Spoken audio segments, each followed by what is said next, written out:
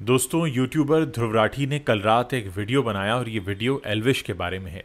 इस पूरे वीडियो में ध्रुव ने एल्विश पर निशाना साधा है और असल में ध्रुव ने एक तरह से जवाब दिया है उन यूट्यूबर्स को जो पिछले कुछ समय से उन्हें निशाना बना रहे थे।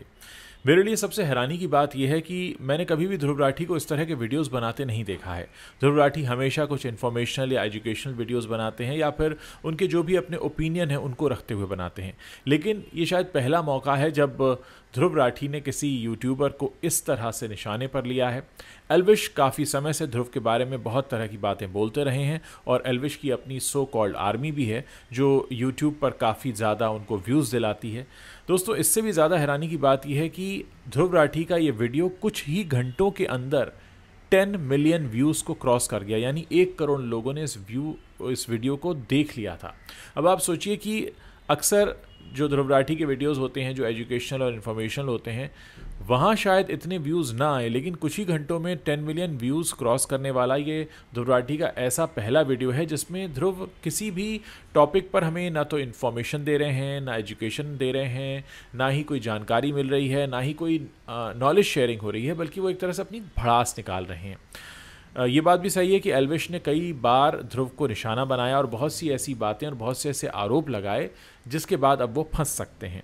ध्रुव राठी ने इस वीडियो में कई बार इशारा दिया है कि वो बहुत आराम से एल्विश को कानूनी पचड़े में भी फंसा सकते हैं, लेकिन उन्होंने ये कहा है कि मैं पहले तुम्हें एक्सपोज करना चाहता हूँ। और जिस तरह से जो भी बातें उन्होंने रखी हैं वो पूरी तरह से ये बताती हैं कि हाँ, अब ध्रुव राठी ने एल्विश को बुरी तरह से एक्सपोज कर दिया है और ये भी साबित कर दिया है कि एल्विश की नॉलेज ध्रुव राठी के सामने कुछ भी नहीं है, क्योंकि एल्विश ने जिस तरह के आरोप ध्रुव राठी पर लगाए थे उससे साफ पता चलता है कि उन्होंने अपना कोई होमवर्क नहीं किया, कोई ग्राउंड वर्क नहीं था और वो सिर्फ यूं ही बड़ी बड़ी बातें कर रहे थे। दोस्तों, अब इस वीडियो के बारे में बात करते हैं कि इस वीडियो को व्यूज़ तो आ गए। व्यूज़ आने का मतलब है कि इस पर बहुत सारे ब्रांड्स के एड्स भी चले हैं, यानी इससे रेवेन्यू भी जनरेट हुआ है। अगर यूट्यूब पर एक इस तरीके की प्रैक्टिस शुरू हो जाती है कि एक यूट्यूबर दूसरे यूट्यूबर पर वीडियो बनाए, फिर वो उसको निशाना साधे, फिर वो उसका जवाब दे और इसको लेकर फिर व्यूज़ बढ़ने लगे और इसको लेकर एक अलग ही इकॉनमी डेवलप होने लगे, यानी बहुत सारे एड्स उन पर चलने लगे, तो मुझे लगता है कि यूट्यूब पर एक बहुत ही गलत चीज़ की शुरुआत हो सकती है। क्योंकि अभी तक यूट्यूब का जो प्लेटफॉर्म है वो या तो एजुकेशनल वीडियोस के लिए जाना जाता है या इन्फॉर्मेशनल वीडियोस के लिए जाना जाता है, या फिर कई बार लोग एंटरटेनिंग वीडियोस भी बनाते हैं, कई बार DIY वीडियोस भी बनाते हैं। लेकिन ये जो वीडियो है ये साफ करता है कि ये वीडियो सिर्फ ध्रुव और एल्विश के बीच का है।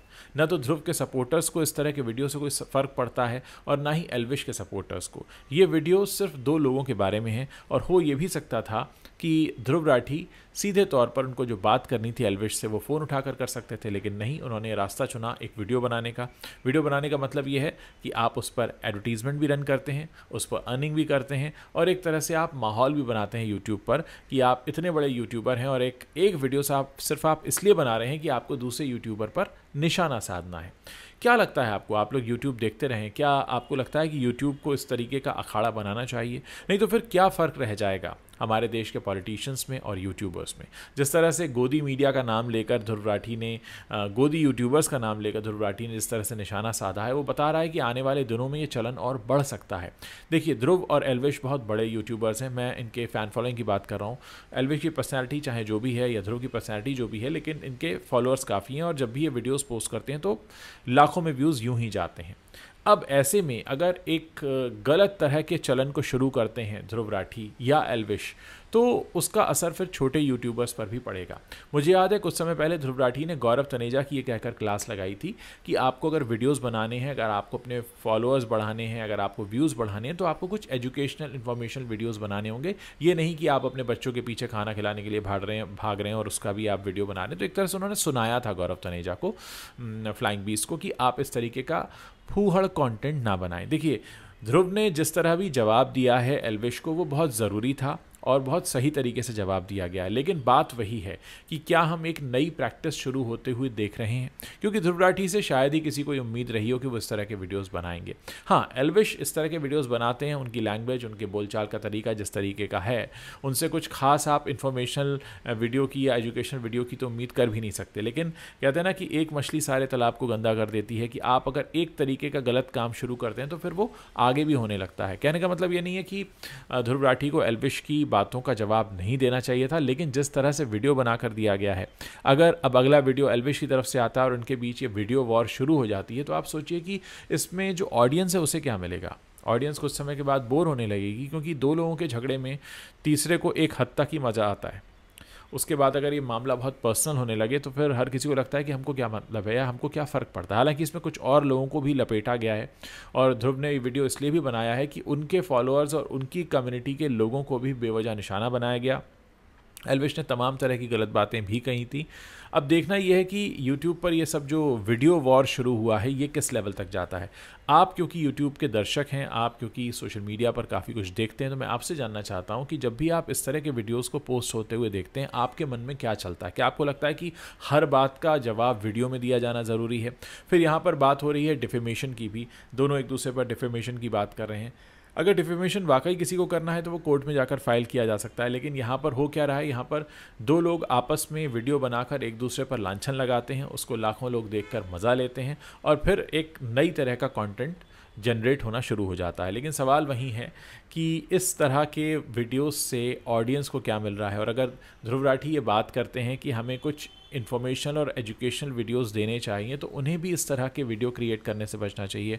रही बात एल्विश की, तो एल्विश के लिए तो ये वीडियो अपने आप में बहुत बड़ा झटका देने वाला है, क्योंकि एल्विश ने जितनी कम होमवर्क के साथ या कहें कि विदाउट होमवर्क उन्होंने जो वीडियो बनाया और विदाउट होमवर्क जो उन्होंने ध्रुव पर आरोप लगाए, उसमें वो पूरी तरह से कमज़ोर साबित हो रहे हैं। और ध्रुव राठी ने उनकी अच्छी खासी क्लास लगाई है। आई एम श्योर जो एल्विश के चाहने वाले हैं उन्होंने इस वीडियो को जब देखा होगा तो अपना सर पकड़ लिया होगा कि आखिर वो किसको फॉलो कर रहे थे। और ध्रुव के जो सपोर्टर्स हैं उन्हें लग रहा होगा कि हाँ, हम अगर किसी ऐसे यूट्यूबर को फॉलो करते हैं जो सामने वाले का मुँह इस तरह से बंद कर सकता है, तो ये हमारी चॉइस सही है। लेकिन बात फिर वहीं पर आ जाती है कि ध्रुव और एल्विश की लड़ाई में जो ऑडियंस है उसको क्या मिला, या जो उनके सपोर्टर्स हैं उन्हें क्या मिला, क्योंकि उनमें से किसी के लिए भी ये वीडियो नहीं था। असल में सीधा लग रहा था कि ये वीडियो एक तरह का वीडियो रिप्लाई है एल्विश यादव को, जो शायद उनके व्हाट्सएप पर भी जा सकता था, जो शायद उनके किसी पर्सनल नंबर पे जा सकता था, लेकिन उसे ध्रुव ने यूट्यूब पर पोस्ट कर दिया। और क्योंकि यूट्यूब पर पोस्ट कर दिया इसलिए उसे 10 मिलियन व्यूज़ मिल गए। 10 मिलियन व्यूज़ कुछ कम नहीं होते हैं, वो भी अभी तक, जब तक मैं वीडियो बना रहा हूँ तब तक मैंने देखा है कि 10 मिलियन व्यूज़ क्रॉस हो चुके हैं।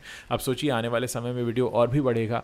लेकिन मेरी चिंता इस बात को लेकर है कि अगर इस तरीके के वीडियोज़ बनने शुरू हो गए यूट्यूब के प्लेटफॉर्म पर, तो फिर उसमें हमारी जो दर्शक हैं, जो आम जनता है, वो पिसती रहेगी। और एक तरह से ये गोदी यूट्यूबर्स कहना, कभी लेफ़्ट विंगर्स कहना या कांग्रेस सपोर्टर्स कहना, एक दूसरे को इस तरह से भिड़ते रहना, ये ऑडियंस को कहीं भी लेकर नहीं जाएगा। वैसे भी चुनाव ख़त्म हो चुके हैं, 5 साल बाद ही चुनाव होंगे, और मुझे लगता है कि अब बाकी के यूट्यूबर्स को इस तरफ ध्यान देना चाहिए कि जो यूट्यूब की जनता है उसके लिए कैसे एजुकेशनल और इन्फॉर्मेशन वीडियोस बनाए जाएं, ना कि ये एक दूसरे के ऊपर निशाना साध कर इस तरह के वीडियोस बनाएं जिसमें आम जनता को या आम दर्शकों को कुछ भी नहीं मिलता है। दोनों एक दूसरे को एक्सपोज कर रहे हैं।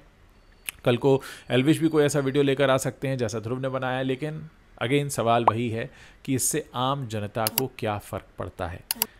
क्या कहते हैं आप ध्रुव के उस वीडियो के बारे में, इस तरह के कंटेंट के बारे में? मेरे इस वीडियो के नीचे कमेंट करके आप बता सकते हैं।